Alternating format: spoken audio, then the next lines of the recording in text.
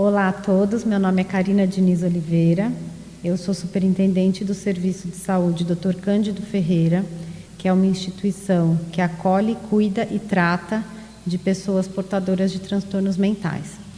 Hoje nós vamos começar mais um Informalmente, que é um programa que está no YouTube, nas redes sociais e no Spotify, e vamos conversar com a doutora Ana Carolina Milanês. A doutora Ana Carolina é residente de psiquiatria, é médica residente de psiquiatria da instituição, e ela vai falar um pouco sobre um evento que mudou a vida dela.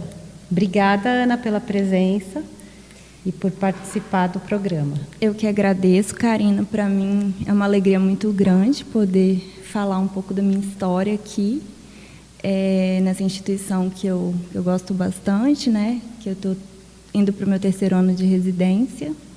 E vamos lá, vamos conversar um pouquinho.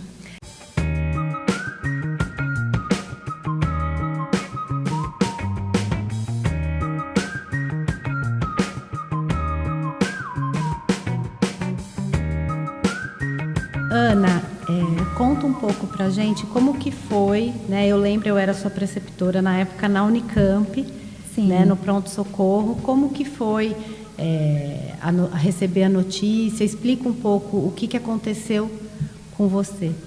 Bom, vamos lá. Era fevereiro de 2019, eu estava passando, né, para o meu 2º ano de residência. Estava nos plantões, ainda lá na Unicamp, enfim, vivendo a vida de residente, essa correria, né? Mais uma correria muito boa de estar estudando o que eu gosto, estar com minha vida normal, cheia de atividades, né? Eu não sou daqui de Campinas, então eu vim para cá para fazer residência, eu estava com a vida toda ajeitada aqui e muito feliz. E aí, num exame de rotina que eu fui fazer, eu percebi um hemograma um pouco alterado, né? O hemograma é o nosso exame de sangue, esse normal de rotina que a gente colhe. Mas, a princípio, não foi nada que me preocupou tanto, porque eu acho que eu tinha passado por alguma gripe, alguma infecçãozinha mais leve, e não me preocupei muito. Só que, passando os meses, assim, eu tive que ir repetindo os exames e eles só caíam, Karina. Eles só caíam. E aí começaram a investigar as causas. Eu não tinha sintomas, né? Eu vivia a minha vida. Tinha aquele cansaço, mas a gente pensa que é da rotina muito corrida mesmo, né?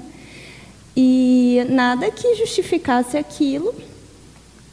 E até que eu precisei ir para um hematologista. Isso levando minha vida normal por aqui, né?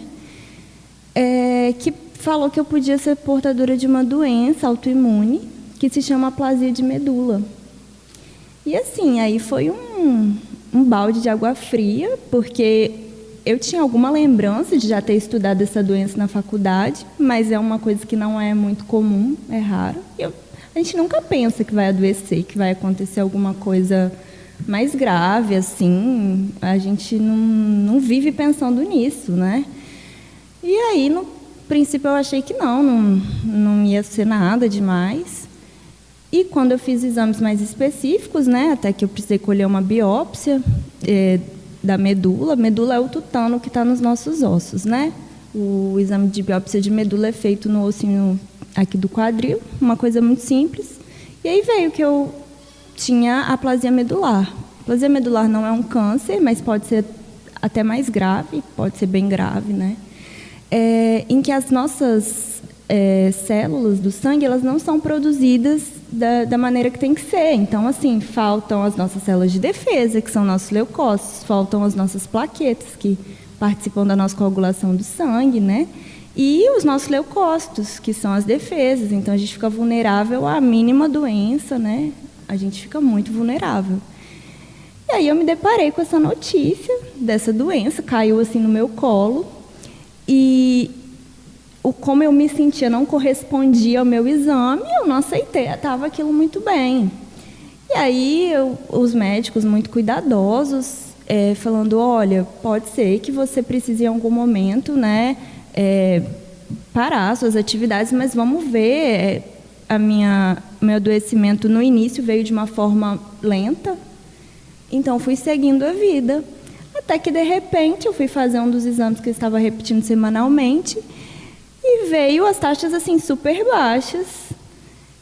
E o hematologista falou, bom, agora você vai precisar interromper aí para fazer o tratamento. E eu, como assim interromper minha vida? Mas eu tenho minha residência, estou vivendo minha vida com meu marido aqui em Campinas, estou, né, cheia de amigos, faço exercício físico, como assim eu vou interromper para fazer algum tratamento? Não aceitei aquilo, não parecia que era comigo, né, que eu estava vivendo aquela situação.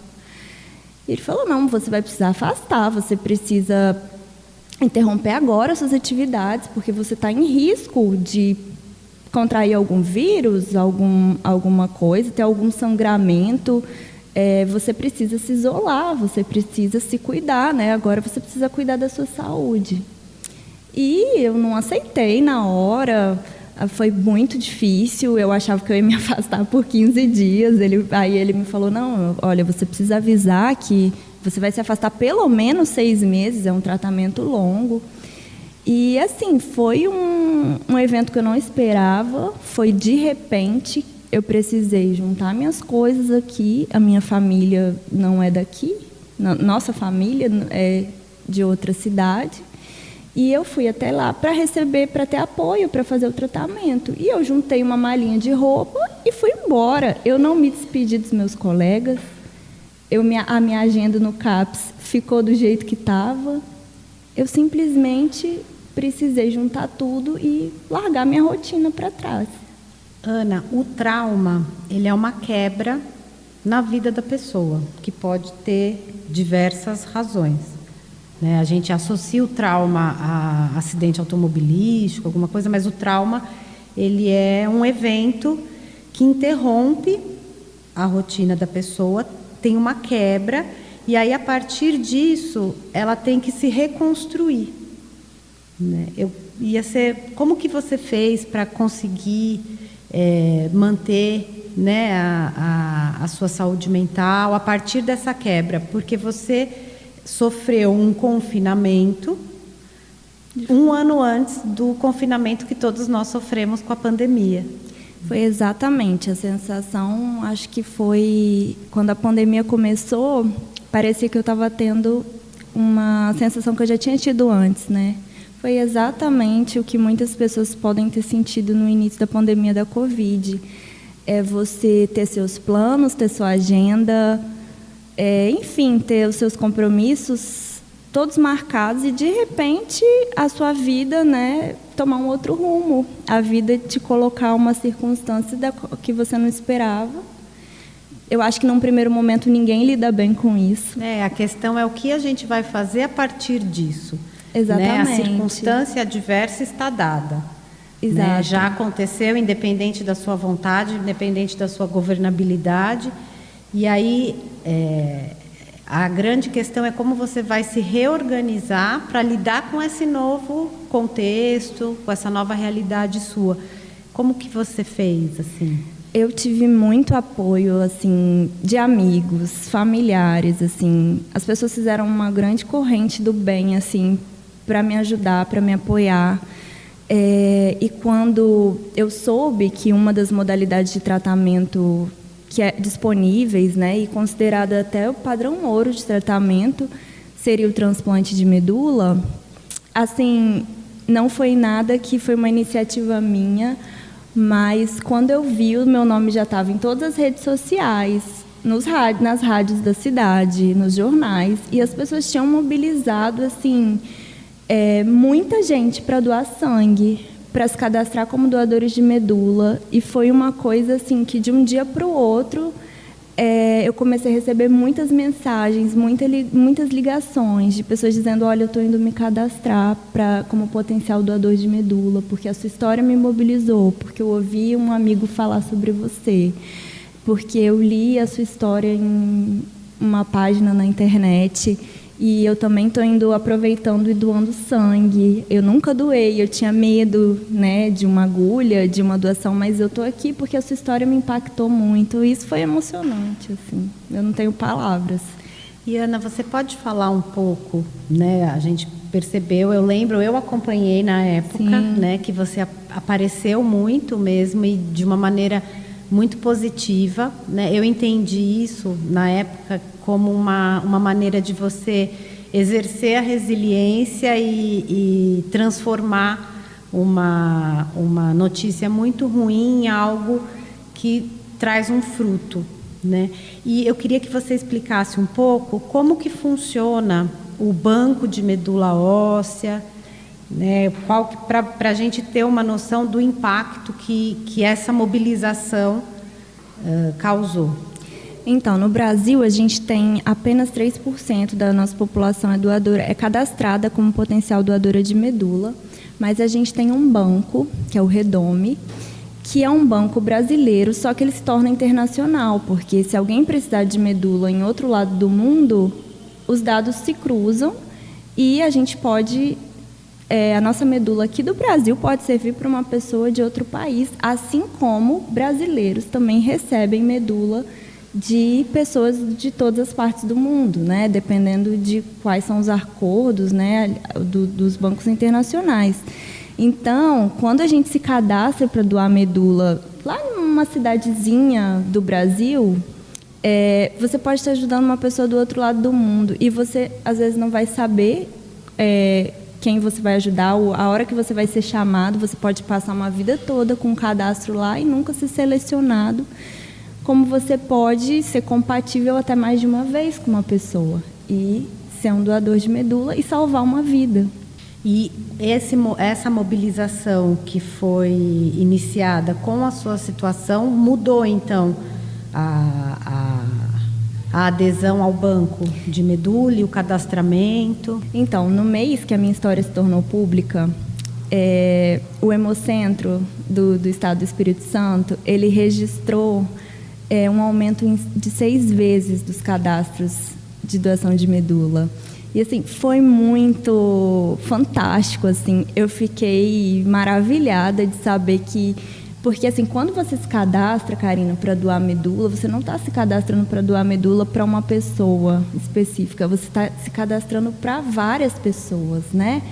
Porque, a partir do seu cadastro, você vai ser selecionado de acordo com a compatibilidade. E, muito provavelmente, uma pessoa pode ser compatível com você, né? Então, assim, você não vai doar especificamente para alguém, você vai ajudar a humanidade, né? E aí eu fiquei, assim, muito feliz e isso me ajudava a lidar com a minha dor, porque eu pensava, caramba, diante dessa situação que eu estou vivendo, pode sair a medula para alguém que está ali esperando e talvez não tenha o tempo que eu tive de esperar uma medula. Na verdade, eu acabei nem fazendo o transplante, eu acabei respondendo a outro tratamento, mas, assim, muitas pessoas não conseguem esperar, elas perdem a vida antes da medula compatível ser encontrada.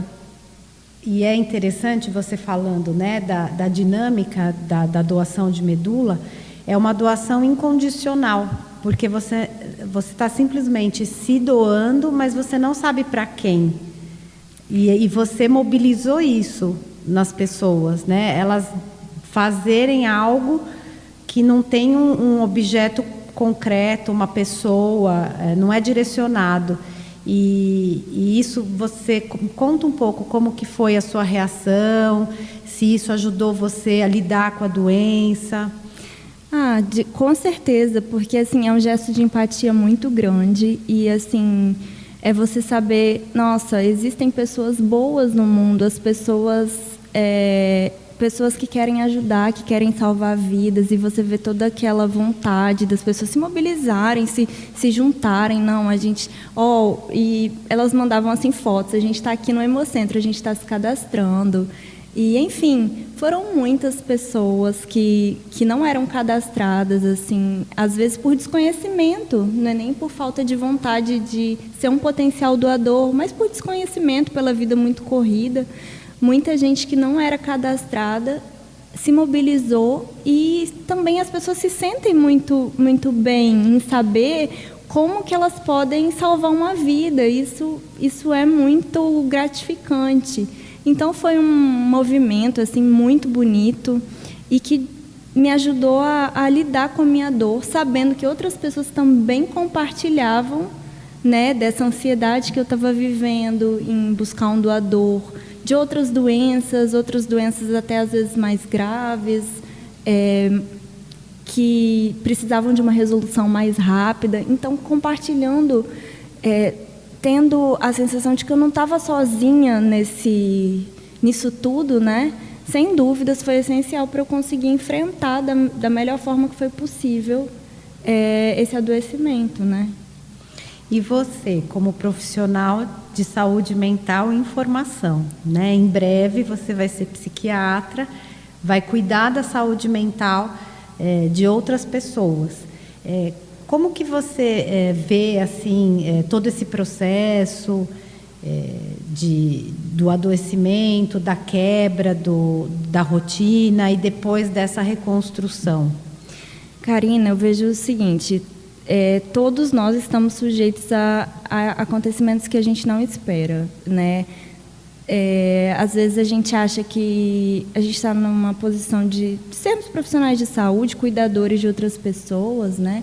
Nos proteja de alguma coisa, mas não, nós somos vulneráveis igual qualquer pessoa, nós sofremos, nós podemos desenvolver transtornos psiquiátricos, mas ter esse conhecimento prévio da saúde mental me ajudou a saber buscar ajuda.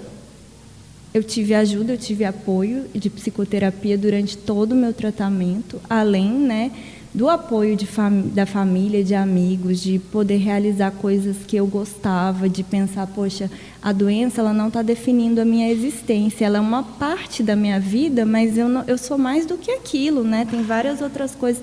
Eu não tinha mudado, eu era a pessoa que ainda gostava de fazer as coisas que eu gostava para me divertir, as coisas que eu gostava de ler, atividade física que eu ainda podia fazer um pouco. Eu era aquela pessoa apaixonada por cachorros, que gostava de fazer uma receita. Enfim, quando eu entendi que aquilo era apenas parte da minha vida e não a minha vida inteira, e que eu não precisava esperar a cura, né, o exame normal para eu voltar a viver, que eu precisava viver esse processo, eu consegui enfrentar isso de uma maneira muito mais leve.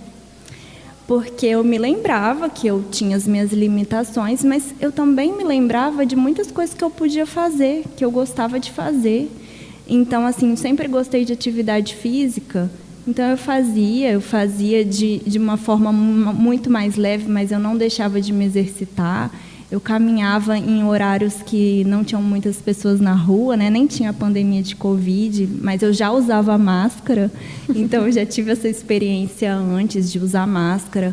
Eu, enfim, curtia a minha vida como era possível e não deixava, assim, sempre me policiava para me lembrar que aquilo ali era só um momento, era só uma parte de toda uma vida, né? De sonhos, de planos, e que eu decidi que eu não queria que aquele adoecimento, né,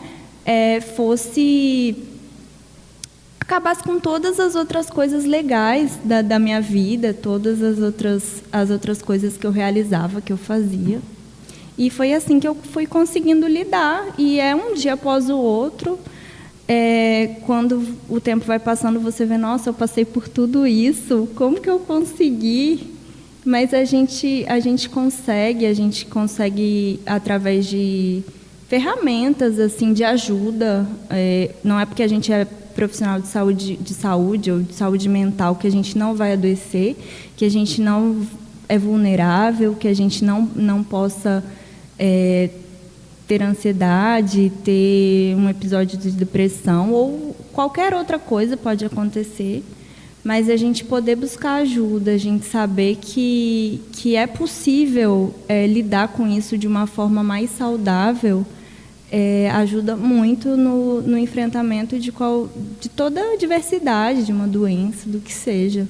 Isso é o foco, eu acho, a questão pelo que você está falando, é o foco não ser na limitação e na perda, mas no potencial, né? E a partir desse potencial você conseguir trabalhar. Exatamente.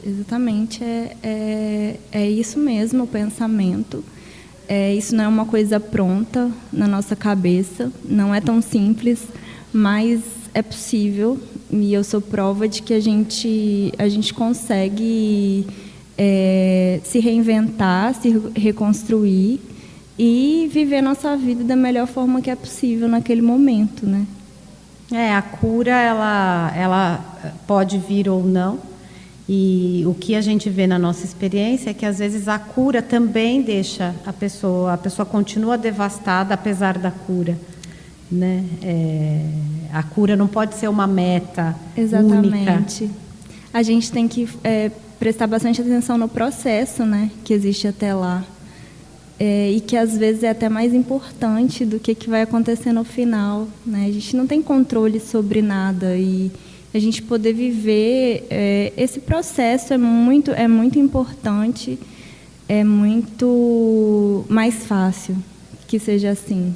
Ana, muito obrigada pela sua contribuição e pelo seu tempo, né, e pela sua disponibilidade de dividir a sua experiência, né? Outras pessoas que sofrem e que tiveram perdas com a pandemia, e independente da pandemia, a gente lida com perdas todos os dias, né? Eu acho que você vai contribuir muito e mostrou a importância de manter a saúde mental nesses momentos, né? Que a gente acaba achando que o importante são outras coisas.